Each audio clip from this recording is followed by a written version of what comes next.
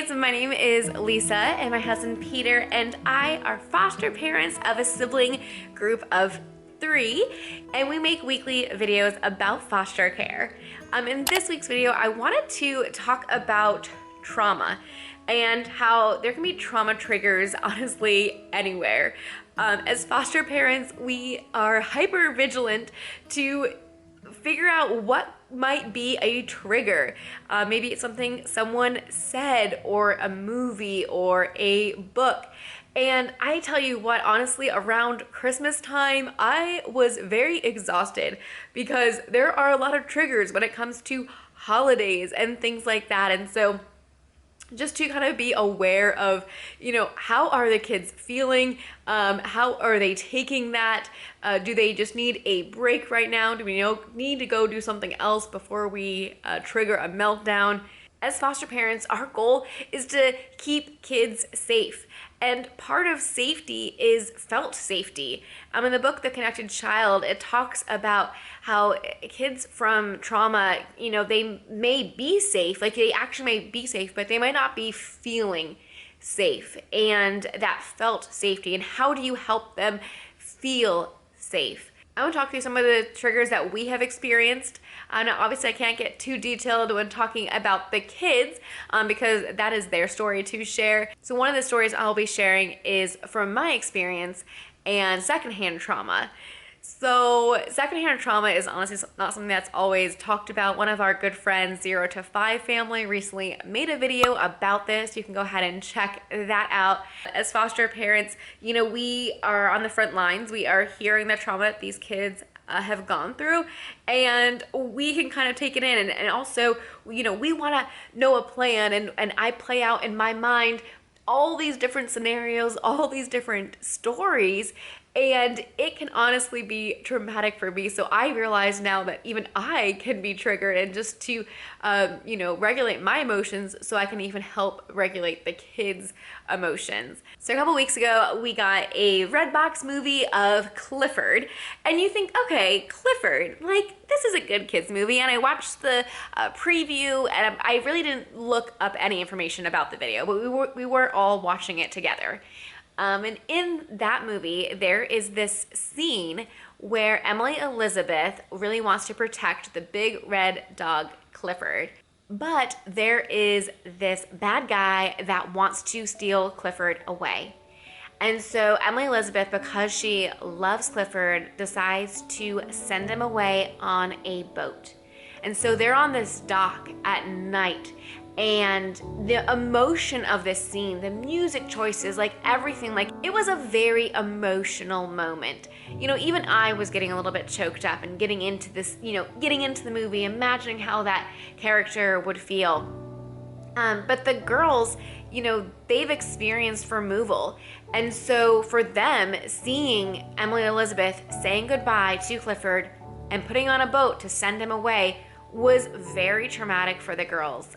Both of them started crying, and we realized, oh wow, this is a lot. So I got them each a tissue, and I realized we're gonna have to talk about this after the movie. But I wanted to keep the movie going, so kept the movie going. Probably should have paused it there to talk about. But in the meantime, Bubby, who's now 19 months, started messing with one of his sisters. He just kind of screaming at them, talking to them, and they wanted him to be quiet because they're trying to watch the movie.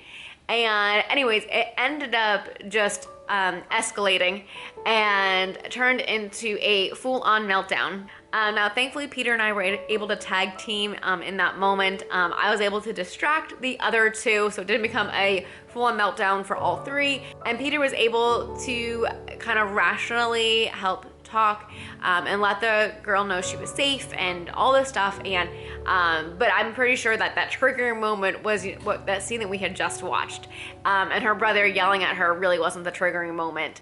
So I think it's very important as foster parents to know what your kids are watching, to know what they're listening to, what books they're reading, because there can be very triggering things, and attitudes and behaviors might happen. And you're like, where did this come from?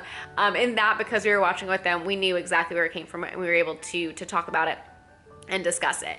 And you know, in some meltdowns, you're like, okay, this is just happening because this is like normal kid stuff. Just the other day, the almost 4-year-old was very upset that it wasn't raining outside because she wanted to use her umbrella. And so that turned into a meltdown. And you're like, I think this is just normal everyday preschooler stuff. I don't really think this is like trauma related, right? So it's hard to sometimes know the difference. But I think in everything as foster parents, just to make sure that the kids have a felt safety. Some really good books on this are The Connected Child, and also The Body Keeps the Score. It's a book that I've not read yet, but has been recommended to me, and I recently put a audiobook hold on it at our digital library, and I'm like 13 weeks out from being able to listen to this because there is a lot of interest in this book, but I think that is a good book, The Body Keeps the Score. And the next story I want to share is actually kind of, I felt like was triggering for me as a foster mom.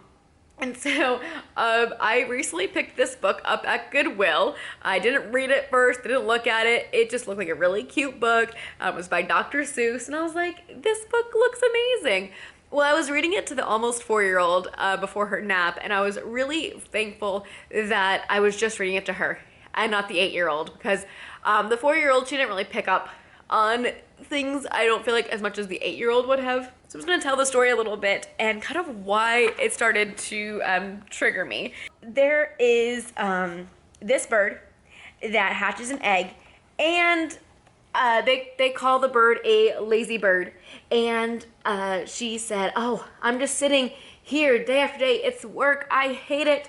I'd much rather play. And so the bird wants to fly away to somewhere warm and have a vacation. And she's like, well, I need someone to watch the egg. You know, wants me to be a responsible mom and have someone watch the egg. Well, here comes Horton. And Horton's like, yeah, I guess I can sit on your egg. As an elephant, he figures out how to support the tree. And he sits on this egg through storms while the bird is enjoying the sunshine. Horton says, you know, an elephant is faithful 100%, sitting through the winter. All the other animals are making fun of him, but he continues to sit on this egg because an elephant is faithful 100%. These hunters come along for this elephant and want to get Horton, but he said, no, I am going to be faithful 100%. So of course these hunters were really curious by why Horton would do that, and they're like, you know what? We need to take this elephant away and put him in a circus. Don't you know it, the mama bird comes back and decides to go to the circus and finds Horton.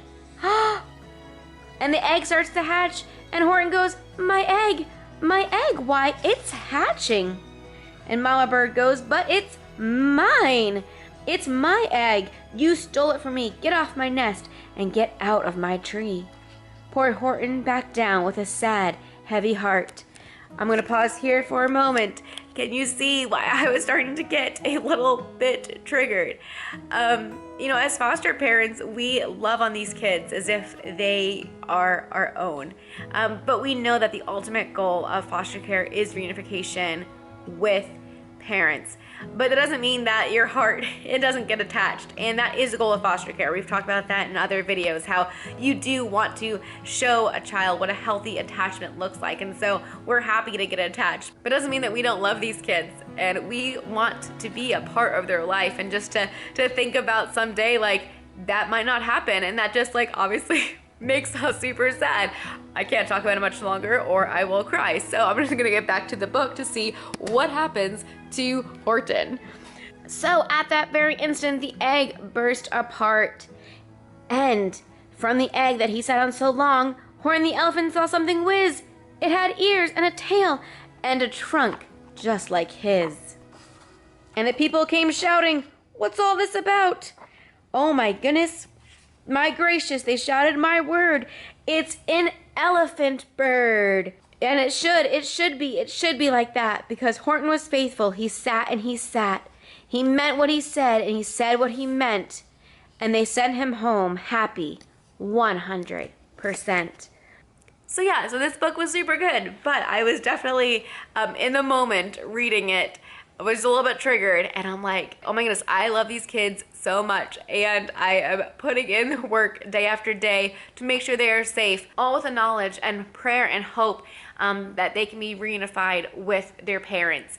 And so yeah, honestly, that was triggering to me. So I kept this book so that I could share it with this video, but honestly, I'm probably gonna be giving that book back to Goodwill. So there you go. There are a couple of personal stories of trauma and triggers and how it can honestly really come from anywhere. And just to be aware of that as a foster parent, to really help a child just work through their emotions and work through their trauma. And obviously, if you are a foster parent and you feel like you need extra support, reach out to your caseworker, see if you can get your child a therapist or a play therapist, extra providers, things like that. So thank you so much for watching. Please let me know if there are any other topics that you would like me to discuss, and we'll see you in the next video. Bye guys.